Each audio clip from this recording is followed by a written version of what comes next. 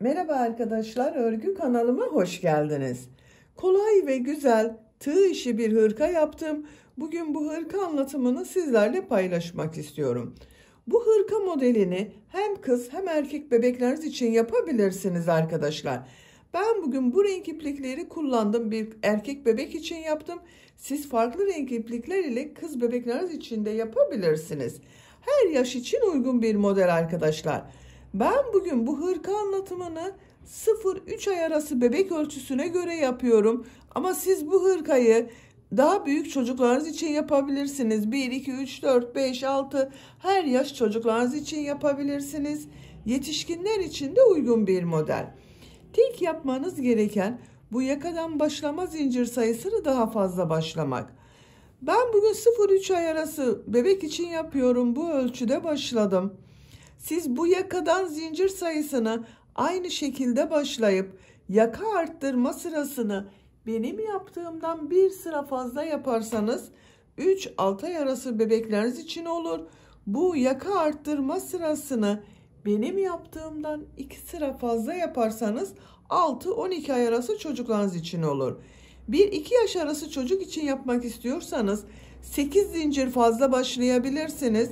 Bu yakada ön bölümleri bir trabzan, kol ve arka bölümleri ikişer trabzan fazla yaparsanız 1-2 yaş arası çocuklarınız için olur.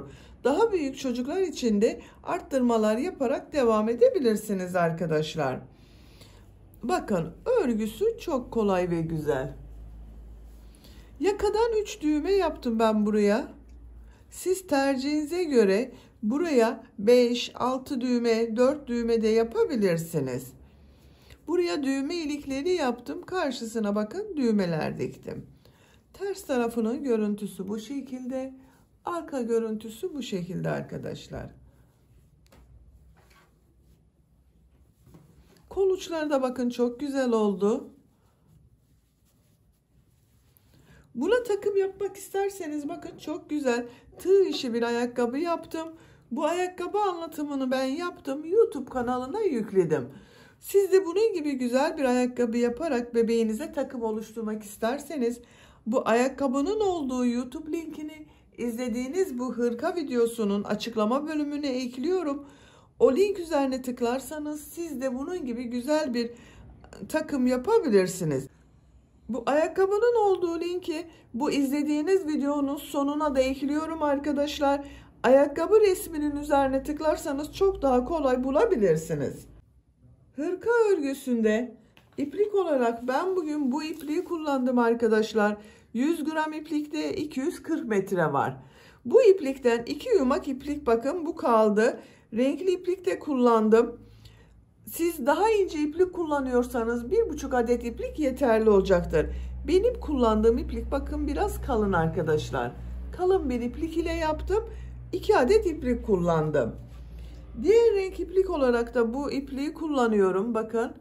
Siz bu hırka örgüsünde tercihinize göre istediğiniz marka iplik ve renkleri kullanarak yapabilirsiniz. Tığ olarak 6 numara 3,5 milimetre tığ kullandım. Zaten kullandığınız iplik üzerinde kaç numara tığ kullanmanız gerektiği tavsiye ediliyor arkadaşlar. Bakın benim bu kullandığım iplik üzerinde 3,5 milimetre tığ tavsiye ediliyor. Ben 3,5 milimetre tığ kullandım. Benim elim çok sıkı değil. Yaptığım örgüler yumuşak oluyor.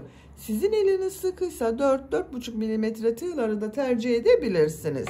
Ölçülerini videonun sonunda ölçüyorum arkadaşlar. Oraya bakabilirsiniz. 0-3 ay arası yaptım. Bebeğiniz çok kilolu olmazsa 3 aylık bebek çok rahat kullanır. İplik tığı hazırlayalım. Hep birlikte bu kolay ve güzel tığ işi hırka anlatımına başlayalım. Örgü kanalıma abone değilseniz abone olmayı unutmayın lütfen. Örgü kanalıma abone olmak ücretsiz. Örgü kanalıma ücretsiz abone olup orada bulunan zil şekline dokunarak açık yaparsanız kanalıma video yüklediğim zaman ilk önce size bildirim gelir. Örgülerimden herkesten önce sizin haberiniz olur. Beğeni ve yorumlarını yapan bütün arkadaşlara ayrıca teşekkür ederim. Hepinize kolay gelsin. İyi çalışmalar.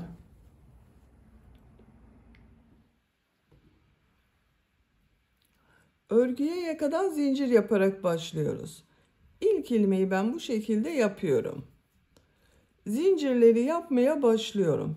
Çok sıkı zincirler yapmıyorum. 60 zincir yapalım. 60 zincir yaptım. Çok sıkı zincirler yapmadım. Bu 60 zincirin kaç santimetre olduğunu ölçüyorum.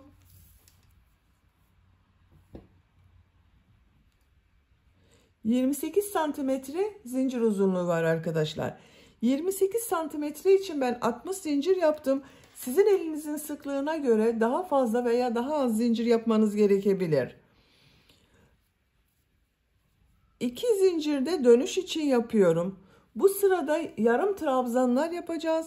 Ön, arka ve kol bölümlerini de belirleyeceğiz arkadaşlar. Tığ üzerine iplik alıyorum. 2 ilmek atlıyorum. 3. ilmeğe yarım trabzan yapıyorum. Yarım trabzanı bilmeyen arkadaşlar için gösteriyorum. Bakın tığ üzerine iplik alıyorum. Tığ ilmeğe takıyorum. İplik alıp çektim. Tığ üzerinde 3 ilmek var. Üçünün içinden bir defa da çekiyorum. Tekrar tığ üzerine iplik alıyorum.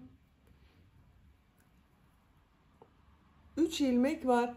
İplik alıyorum. Üçünü içinden bir defa da çekiyorum.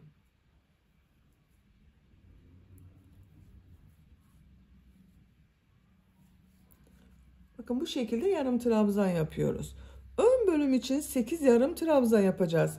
Sıra başında yaptığım bu 2 ilmek atlamada bir yarım trabzan, 1, 2, 3, 4, 5, 6, 7, 8. Ön bölüm için 8 yarım trabzan yaptım. Tığ üzerine iplik alıyorum. Bu ilmek içine arttırma yeri için bir yarım trabzan, bir zincir, bir yarım trabzan yapıyorum. Bakın aynı ilmek içine yapıyoruz arkadaşlar. Bakın bir yarım trabzan yaptım. Bir zincir yapıyorum. Aynı ilmeğe bir yarım trabzan daha yapıyorum. Arttırma yeri için yaptım bunu arkadaşlar. Kol bölümü için 12 yarım trabzan yapıyorum. 1, 2, 3, 4, 5, 6, 7, 8, 9, 10, 11,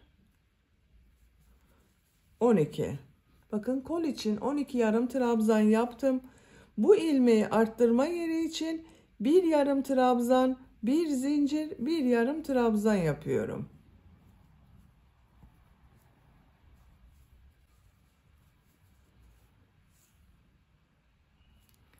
Arka bölüm için 16 yarım trabzan yapıyorum. Ön bölümde 8 yarım trabzan yaptım. Bunun 2 katı olarak buraya da 16 yarım trabzan yapıyoruz.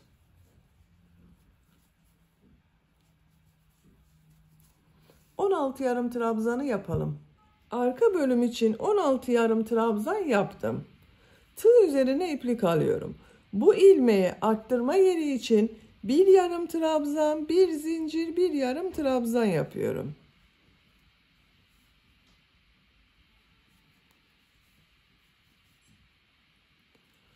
Tığ üzerine iplik alıyorum. Kol bölümü için 12 yarım trabzan yapıyorum.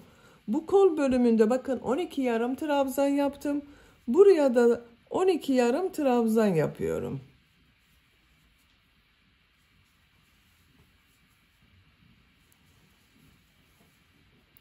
12 yarım trabzanı yapalım. Kol bölümü için 12 yarım trabzan yaptım. Tığ üzerine iplik alıyorum. Bu ilmeği arttırma yeri için bir yarım trabzan, bir zincir, bir yarım trabzan yapıyorum. Ön bölüm için 8 yarım trabzan yapıyorum. Bakın bu ön bölümde 8 yarım trabzan ile başladım. Sıra sonunda da ön bölüm için 8 yarım trabzan yapıyorum. 1 2 3 4 5 6 7 8 yarım trabzan yaptım. Bakın bu sırada yaka bölümlerini ayırdık arkadaşlar. Ön bölümleri için 8 yarım trabzan yaptım. Kol bölümleri için 12 yarım trabzan yaptım. Arka bölüm için de 16 yarım trabzan yaptım. Arttırma yerlerinde 1 yarım trabzan, 1 zincir, 1 yarım trabzan yaptım. Bakın 1, 2, 3, 4 yerden arttırmalar yapacağız. Siz bunu 1 yaş çocuk için yapıyorsanız 8 zincir fazla başlayabilirsiniz. Ön bölümler için 1 yarım trabzan, kol bölümleri için 2'şer yarım trabzan, arka bölüm için de 2 yarım trabzan fazla yapabilirsiniz. İkinci sıradayım. Bir zincir yapıyorum, örgüyü çeviriyorum. Yine yarım trabzan yapıyorum. Bakın yarım trabzanı şu şekilde yapıyorum arkadaşlar. 2 ilmeği birlikte yapmıyorum. Burada 2 ilmek görünüyor. Bu ilmeği bakın tığ takıyorum. Yarım trabzan yapıyorum. Bakın ilmekten alarak yarım trabzan yapıyorum. Bir ilmekten alıyorum.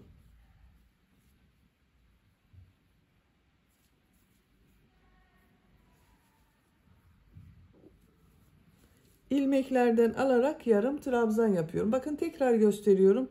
Bu şekilde yapmıyorum. 2 ilmeği almıyorum. Tek ilmekten yarım trabzan yapıyorum.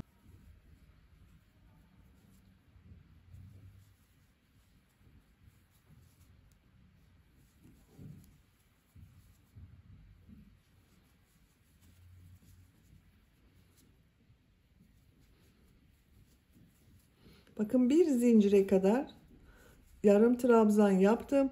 1, 2, 3, 4, 5, 6, 7, 8, 9 yarım trabzan yaptım.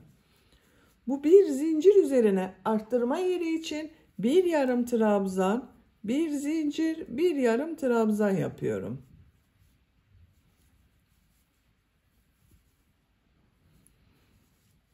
Yine ilmeklerden alarak yarım trabzan yapıyorum.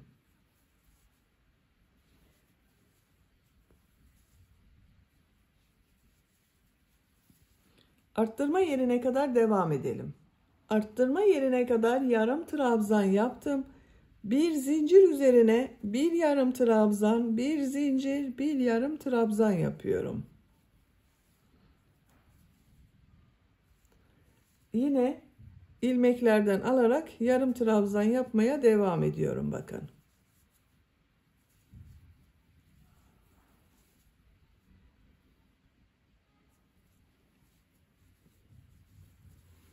Arttırma yerine kadar devam edelim. Arttırma yerine kadar yarım trabzan yaptım. Bir zincir üzerine bir yarım trabzan, bir zincir, bir yarım trabzan yapıyorum. İlmekten alarak yarım trabzan yapıyorum.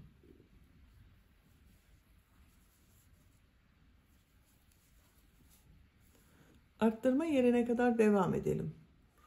Arttırma yerine kadar yarım trabzan yaptım. Buraya bir yarım trabzan, bir zincir, bir yarım trabzan yapıyorum.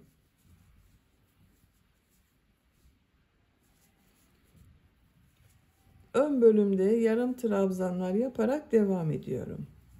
Bakın yine ilmekten alarak yapıyorum.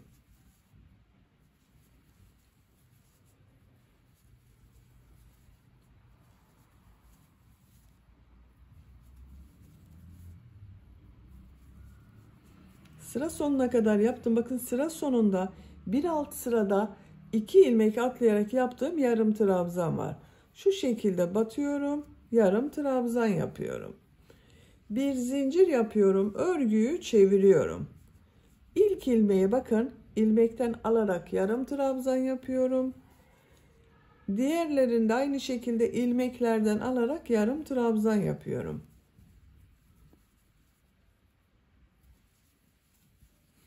Görüntüsü bakın bu şekilde oluyor arkadaşlar. İlmeklerden alarak yaptığımız için. Arttırma yerine kadar devam edelim. Arttırma zincirine kadar ön bölümde yarım trabzanları yaptım. Kaç yarım trabzan yaptığımı sayıyorum. Bakın 2, 4, 6, 8, 10 yarım trabzan oldu. Arttırma yerine bir yarım trabzan, bir zincir, bir yarım trabzan yapıyorum. Bütün arttırmaları bir yarım trabzan, bir zincir, bir yarım trabzan şeklinde yapıyoruz. İlmekten alarak yarım trabzan yapıyorum. Buraya kadar devam edelim. Bu arttırma yerine bir yarım trabzan, bir zincir, bir yarım trabzan yapalım. Diğerlerini ilmeklerden alarak yarım trabzan yapalım. Bütün arttırma yerlerinde bir yarım trabzan, bir zincir, bir yarım trabzan yapıyoruz. Sıra sonuna kadar devam edelim. Sıra sonuna kadar tamamladım. Son trabzanı şu iki ilmeği birlikte alarak yapıyorum. Ön bölümlerin daha düzgün görünmesi için bu şekilde yapıyorum bakın. 3 sırayı tamamladık. Görüntüsü bakın bu şekilde oldu.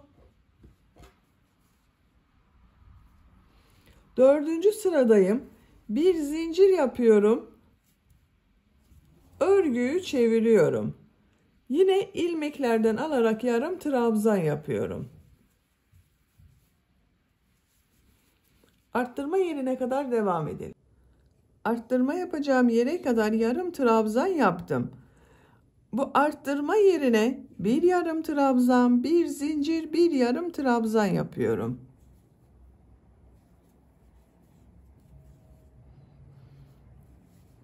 Diğer ilmeklere bakın ilmekten alarak yarım trabzan yapıyorum.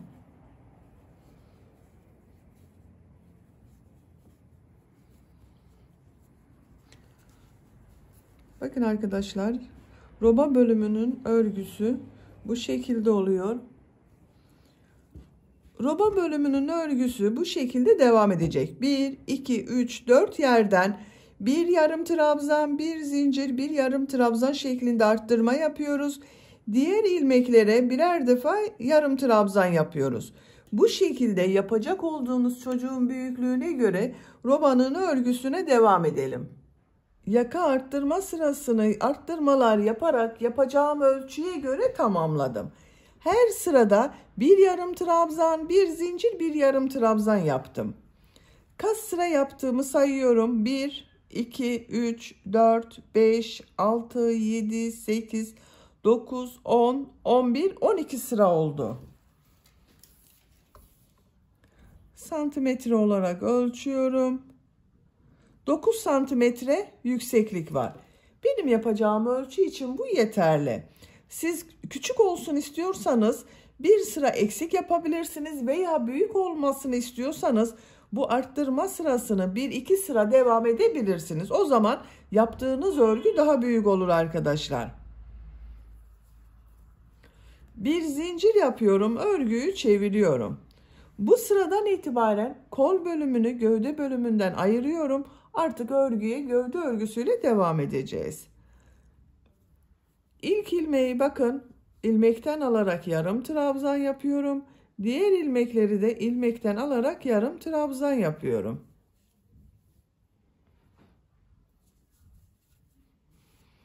Bu arttırma yaptığım bir zincire kadar devam edelim. Arttırma yapacağım yere kadar yarım trabzan tamamladım. Buraya kadar benim arkadaşlar 20 yarım trabzan oldu. 9 yarım trabzan ile başladım. Bu son sırada bakın 20 yarım trabzan yaptım. Bu bir zincir üzerine ön bölüm için 2 yarım trabzan yapıyorum. Kol altı için bir zincir yapıyorum. Tığ üzerine iplik alıyorum. Kolda bulunan bütün ilmekleri atlıyorum. Kol ile arka bölümü ayıran bu arttırma zinciri üzerine arka bölüm için 2 yarım trabzan yapıyorum. Diğer ilmeklere bakın. İlmekten alarak yarım trabzan yapıyorum.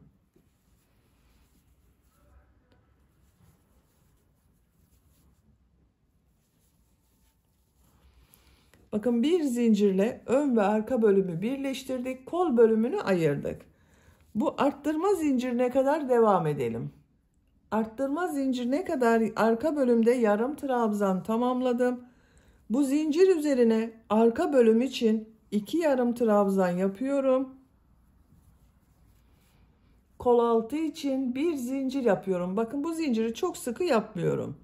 Tığ üzerine iplik alıyorum. Kolda bulunan bütün ilmekleri atlıyorum. Ön ile bakın kol bölümünü ayıran bu arttırma zinciri üzerine ön bölüm için 2 yarım trabzan yapıyorum. Diğer trabzanları ilmekten alarak yarım trabzan yapıyorum. Bakın diğer kol bölümünde ayırdım arkadaşlar. Bir zincir ile arka bölüm ile ön bölümü birleştirdim. Sıra sonuna kadar devam edelim. Sıra sonuna kadar tamamladım. Son ilmeğe yarım trabzan yaptım. Bu sırada gövde bölümünü kol bölümünden ayırdım. Bakın kol altında birer zincir yaptım. Ön ve arka bölümleri birleştirdim.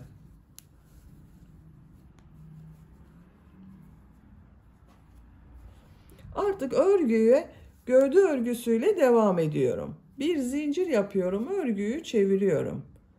İlk ilmeğe ilmekten alarak yarım trabzan yapıyorum. Diğer ilmeklere yarım trabzan yaparak devam ediyorum. Bu kol altında bir zincir yaptığım zincire kadar devam edelim. Kol altına kadar yarım trabzan tamamladım. Kol altı için buraya bir zincir yaptım. Onun üzerine bir yarım trabzan yapıyorum. Diğer ilmeklere yarım trabzan yaparak devam ediyorum.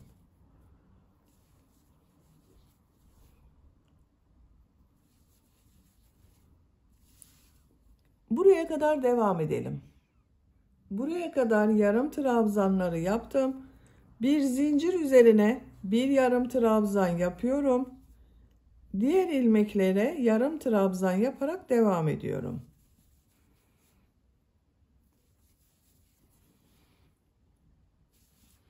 Sıra sonuna kadar devam edelim. Sıra sonuna kadar tamamladım. Bir zincir yapıyorum. Örgüyü çeviriyorum. İlk ilmeğe yarım trabzan yapıyorum. Diğer ilmeklere yarım trabzan yaparak devam ediyorum. Sıra sonuna kadar devam edelim. Sıra sonuna kadar tamamladım. Bir zincir yapıyorum. Örgüyü çeviriyorum. İlmeklerden alarak yarım trabzan yapıyorum.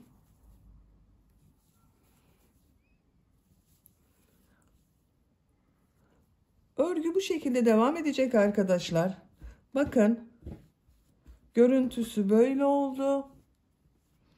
Gövde bölümünün örgüsünü yapacak olduğunuz çocuğun büyüklüğüne göre bu sıraları tekrarlayarak tamamlayalım.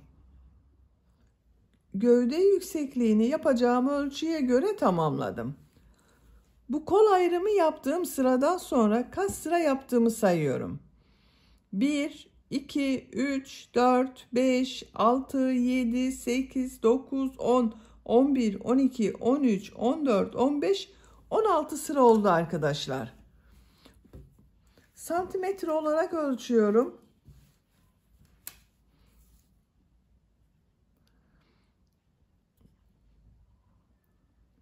13 santimetre yükseklik var. Ben bugün 0-3 ay arası bir bebek ölçüsüne göre yapıyorum. 13 santimetre oldu arkadaşlar. Siz daha büyük yapmak istiyorsanız birkaç sıra devam edebilirsiniz. Bakın iplik ucu burada. Burada bitirmiyorum. Bir sıra sık iğne yapıyorum bu ön patta.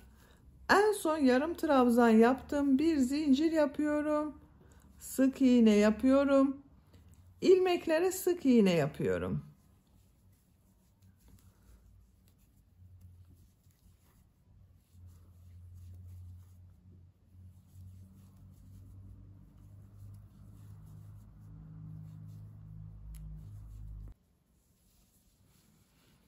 Sıra sonuna kadar devam edelim. Sıra sonuna kadar tamamladım. Bakın bir sıra sık iğne yaptım. Ön pat güzel oldu arkadaşlar. İpliği kesiyorum.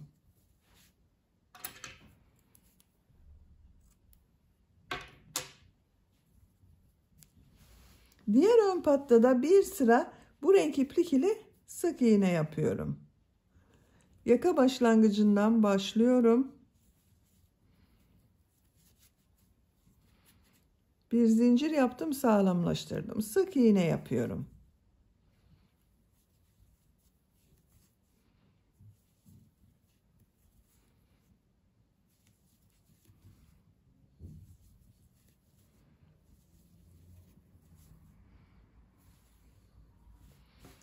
Sıra sonuna kadar devam edelim. Sıra sonuna kadar tamamladım. İpliği kesiyorum. Bakın bu ön patta da bir sıra sık iğne yaptım. Düzgün bir görüntü elde ettik arkadaşlar.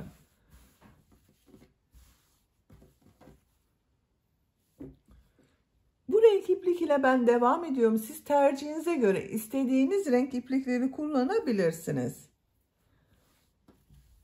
Bakın bu uç noktadan başlıyorum. İlmek yapıyorum.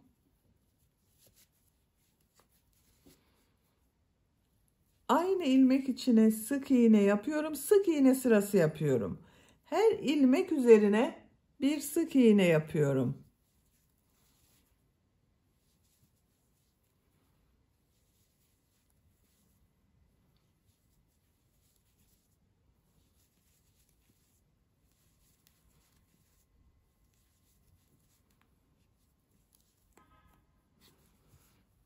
Bakın bir önceki sırada bir sıra sık iğne yaptığımız için bu renk iplik ile sık iğne yaparken daha düzgün bir görüntü elde ediyoruz.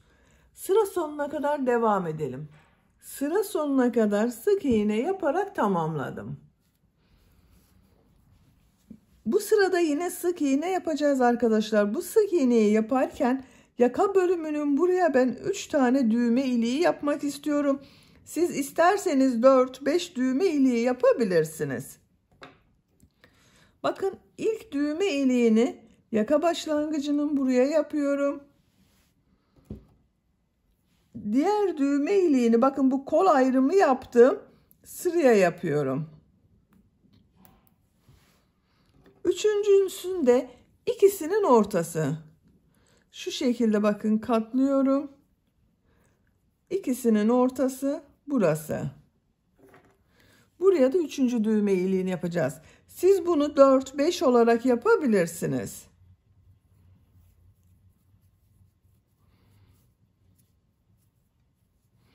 Bir zincir yapıyorum. Örgüyü çeviriyorum. İlk ilmeğe sık iğne yapıyorum. Düğme iliği için 2 zincir yapıyorum. 1 2 2 ilmek atlıyorum.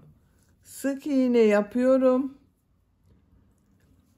Sık iğne yapıyorum. Diğer düğme iliğine kadar sık iğne yapıyorum. Kaç sık iğne yaptığımda sayıyorum. Bakın 1 2 3 4 5 6 sık iğne yaptım. 2 zincir yapıyorum. 2 ilmek atlıyorum. 6 sık iğne yapıyorum. Bu iki düğme iliği arasına 6 sık iğne yaptım. Bu iki düğme iliği arasına da 6 sık iğne yapıyorum. 2 3 4 5 6 düğme iliği için 2 zincir yapıyorum. 2 ilmek atlıyorum. Sık iğne yapıyorum. Diğer ilmeklere sık iğne yaparak devam ediyorum. Bakın 3 düğme iliğinin yerini belirledik arkadaşlar. Siz 4-5 yapıyorsanız bu şekilde 6 ilmek atlayarak düğme iliklerini yerleştirme yapabilirsiniz. Sıra sonuna kadar devam edelim. Sıra sonuna kadar sık iğne yaparak tamamladım. Bir zincir yapıyorum. Örgüyü çeviriyorum. 3. sıradayım. Bu sırada yarım trabzan sırası yapıyorum. Tığ üzerine iplik alıyorum. İlk ilmek üzerine yarım trabzan yapıyorum. Diğer ilmeklere yarım trabzan yaparak devam ediyorum. Her ilmek üzerine bir yarım trabzan yapıyorum.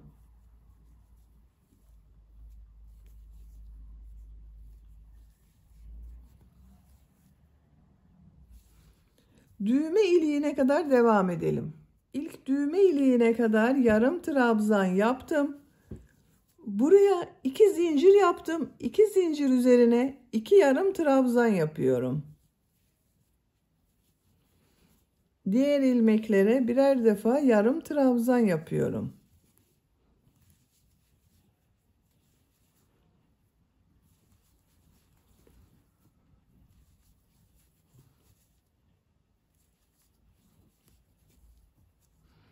Düğme iliğinin üzerine 2 yarım trabzan yapıyorum.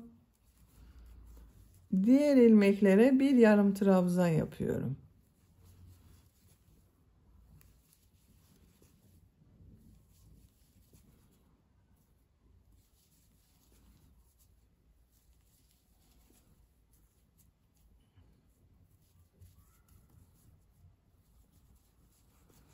Düğme iliğinin üzerine bakın 2 yarım trabzan yapıyorum. Son ilmeğe bir yarım trabzan yapıyorum.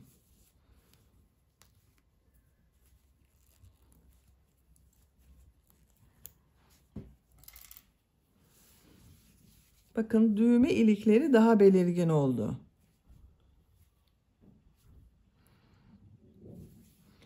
Yaka çevresinde sık iğne yaparak devam ediyorum. Aynı ilmeğe sık iğne yapıyorum. İlmeklere sık iğne yapıyorum bakın. Her ilmek üzerine bir sık iğne yapıyorum. İplik ucunda sık iğnenin içinde tutuyorum.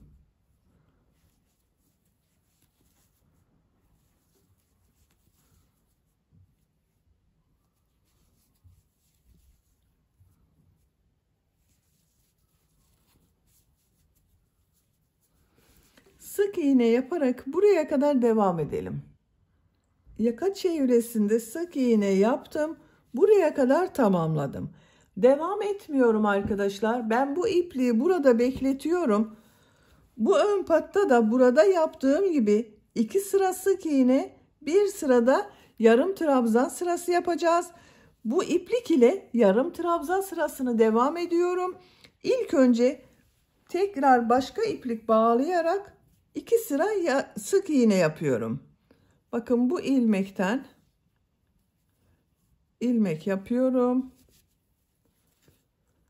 Sık iğne yapıyorum.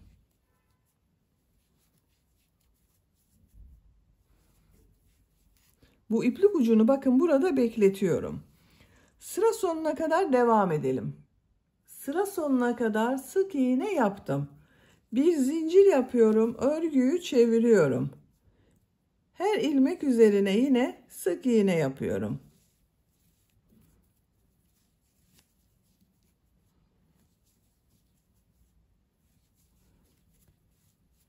Sıra sonuna kadar devam edelim. Sıra sonuna kadar sık iğne yaparak tamamladım. İpliği kesiyorum.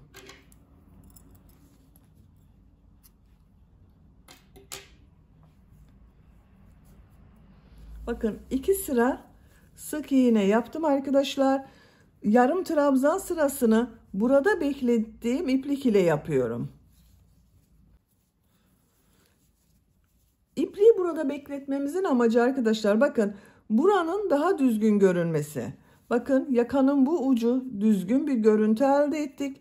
Burası da düzgün görünsün diye ipliği burada beklettim. Bu iplik ile devam ediyorum. Sıra sonuna kadar sık iğne yapıyorum.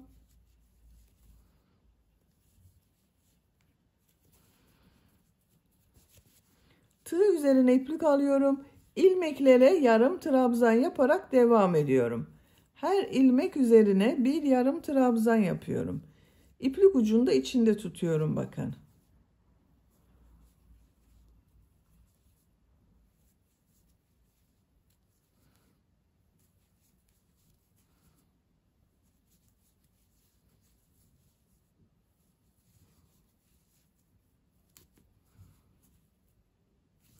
Sıra sonuna kadar devam edelim. Yarım trabzan yaparak sıra sonuna kadar tamamladım. Ön pat örgülerini bitirdik arkadaşlar. Bakın bu şekilde oldu. Düğmelerini de buraya dikeceğiz. Bakın böyle olacak. Şimdi bu uç bölümleri yapalım. Bakın en son yarım trabzan yaptım. 2 zincir yapıyorum. Tığ üzerine iplik alıyorum. Bu sırada bu yarım trabzanları bir düz bir ters boşluktan alıp trabzan yapıyorum. Bu ön pat yaptığımız yerde bakın şu ilmekleri de şu şekilde tığ takıyorum. Boşluktan alıyorum. Trabzan yapıyorum. Bakın 3 ilmek var. 2 defa da çıkarıyorum. 1 2. Ters taraftan, burası biraz zor oluyor arkadaşlar. Boşluktan alıyorum. Trabzan yapıyorum. Düz taraftan boşluktan alıyorum. Trabzan yapıyorum. Ters taraftan boşluktan alıyorum.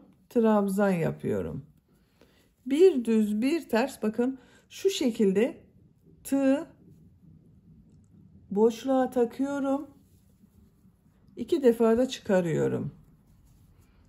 Ters taraftan şu şekilde boşluktan alıyorum.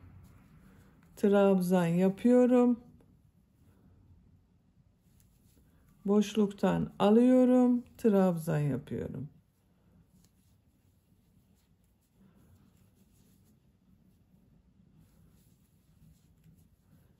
Bir düz bir ters boşluktan alarak trabzan yapıyoruz.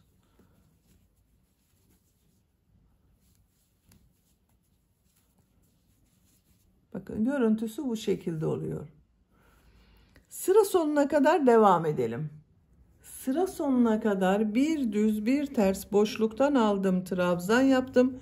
Sıra sonunda bakın yine bu sık iğne sırası yaptığım yerde bir düz bir ters boşluktan aldım, trabzan yaptım.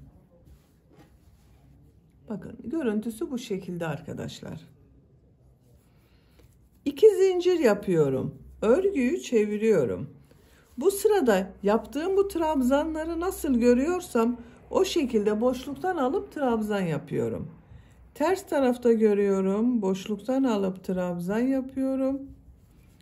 Düz tarafta görüyorum. Boşluktan alıp trabzan yapıyorum.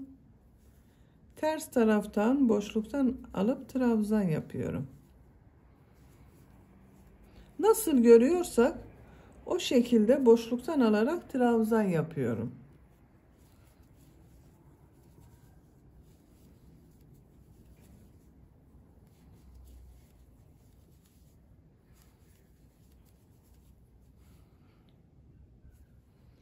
Sıra sonuna kadar devam edelim. Sıra sonuna kadar tamamladım. Son ilmek üzerine de trabzan yaptım. 2 zincir yapıyorum. Örgüyü çeviriyorum. Bu sırada yine nasıl görüyorsam o şekilde boşluktan alarak trabzan yapıyorum. İlk trabzan ters tarafta görüyorum. Boşluktan alıp trabzan yapıyorum. Düz tarafta görüyorum. Boşluktan alıp trabzan yapıyorum.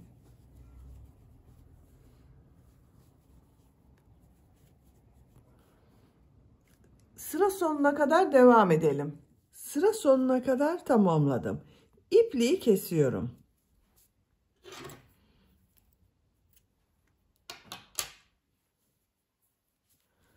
Bakın arkadaşlar, gövde bölümünü bitirdik.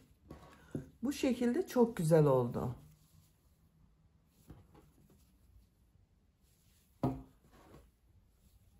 Şimdi kol örgüsünü yapalım. Kol altından bu renk iplik ile başlıyorum.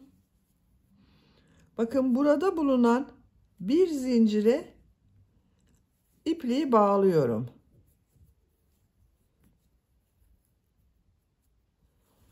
Bir ilmek yapıyorum.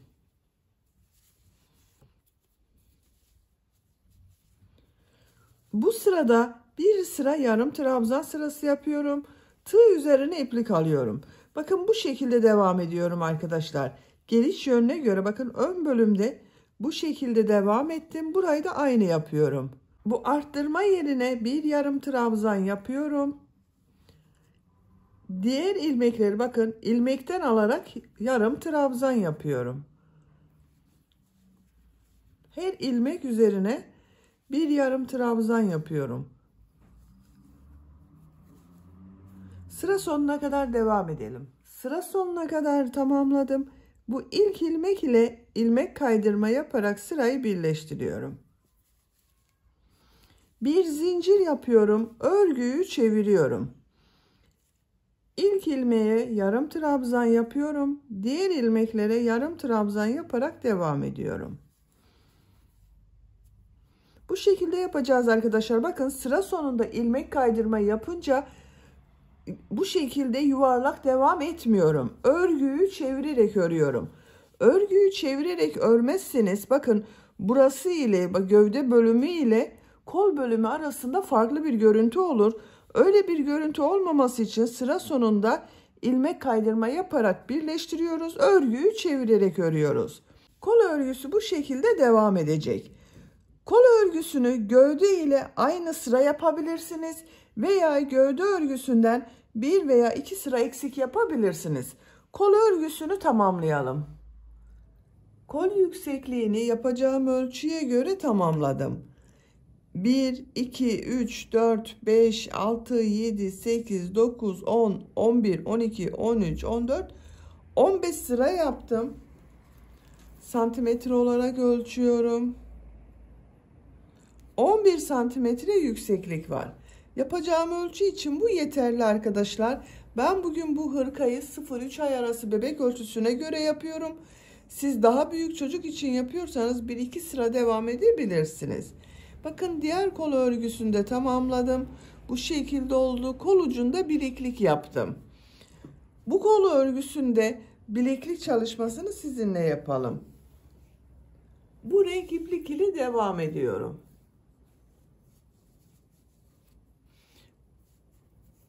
Trabzan sırası yapacağız. Trabzan sırası yaparken bu sırada arada bir iki ilmeği birlikte yaparak kesmeler yapacağız. Buradan bir ilmek yapıyorum. Sağlamlaştırdım. 2 zincir yapıyorum. Tığ üzerine iplik alıyorum. Bu 2 zincirde bir trabzan oluyor. Trabzan yapıyorum. Bakın yine ilmekten alarak trabzan yapıyorum. Şu şekilde ilmekten alıyorum, trabzan yapıyorum.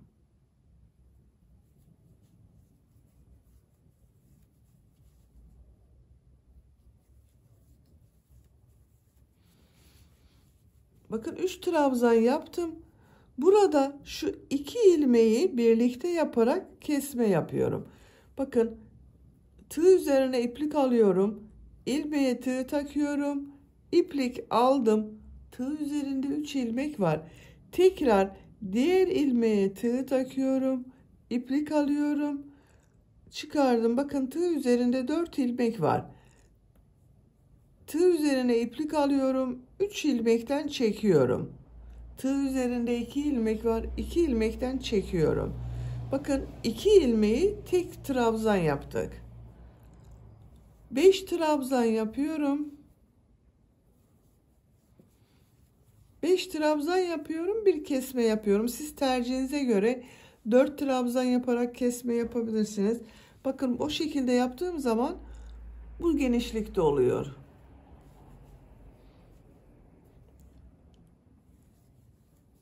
4 5. Bakın buraya 5 trabzan yaptım. Bu 2 ilmeği birlikte yapıyorum.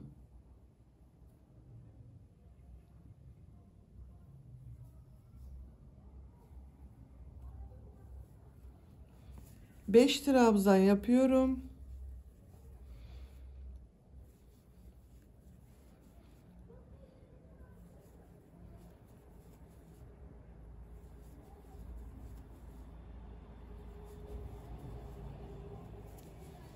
İki ilmeği birlikte yapıyorum.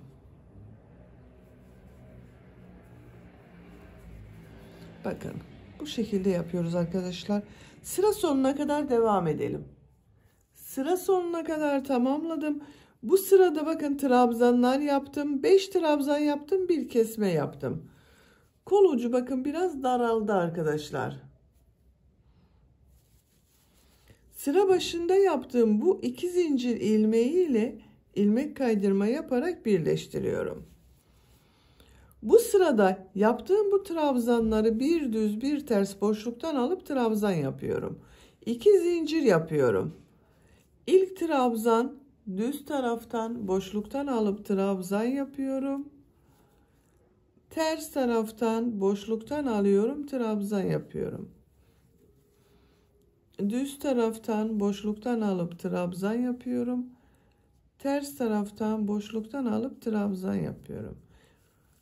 Bir düz bir ters boşluktan alarak trabzan yapıyoruz.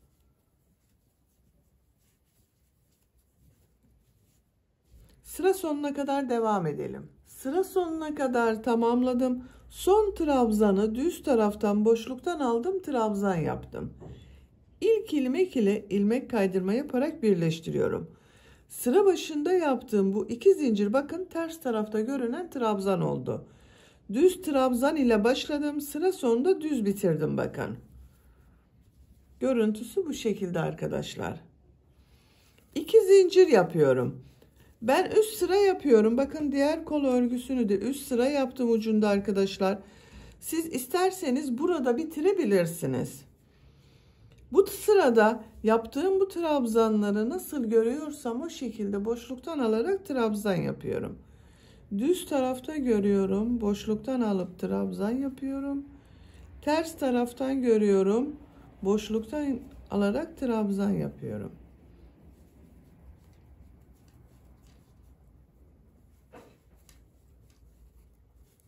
Sıra sonuna kadar devam edelim. Sıra sonuna kadar tamamladım. Sıra sonunda bakın yine düz taraftan boşluktan aldım, trabzan yaptım. İlk ilmek ile ilmek kaydırma yaparak birleştiriyorum. 1 2 3 sıra yaptım bakın. İpliği kesiyorum.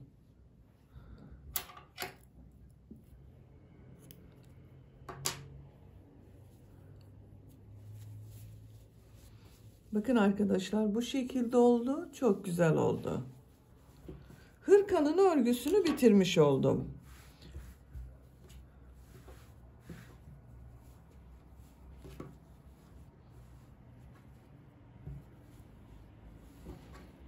Bakın. Düğmesini takıyorum. Artık hırka kullanıma hazır. Kol uçları bakın çok güzel oldu.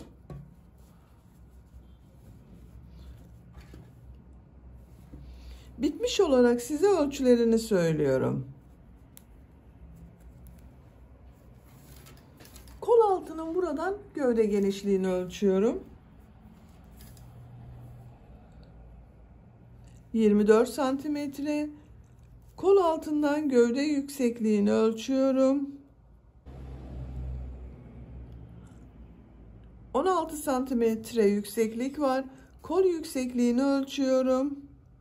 Kol altından yükseklik 13 santimetre. Ben bugün 0-3 ay arası bebekler için yaptım arkadaşlar. Bakın çok güzel oldu. Beni dinlediğiniz ve izlediğiniz için hepinize çok teşekkür ederim arkadaşlar.